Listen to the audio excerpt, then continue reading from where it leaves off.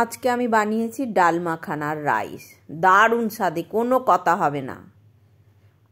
ডালটাকে সব প্রেসারে সিটি মেরে নিয়েছি, 3টে সিটি দিয়েছি। তেল গরম করে জিরে, তেজপাতা, গোটা গরম মশলা আর মশলার মধ্যে দিয়েছি আদা বাটা, কাঁচা লঙ্কা বাটা, ব্যাস দিয়ে ভালো করে কষিয়ে নিয়ে সব রকম ডাল দিয়ে দিলাম। বেশ করে কষিয়ে নেব। কষিয়ে নেবার পর আমি ওই ডালেরই জলটা দেবো, কেননা ডালের জলটাকে আমি ফেলে দিইনি। এরপরে শিলের মধ্যেই আমি পনিরটাকে রেখে কেটে ফেললাম। কাঁচা পনির দেবো, আমুলের কাঁচা পনির নিয়েছিলাম। এরপরে ওই কাঁচা পনিরটাই আমি দিয়ে দেবো, স্বাদ মতো লবণ দিয়ে। আর এবার আমি পনিরগুলো দিয়ে দেব।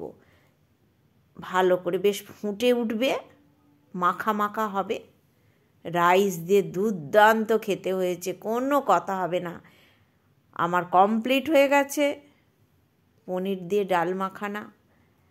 বাড়িতে কিন্তু এইভাবে একবার অবশ্যই ট্রাই করবেন, নিরামিষই দুর্দান্ত স্বাদের।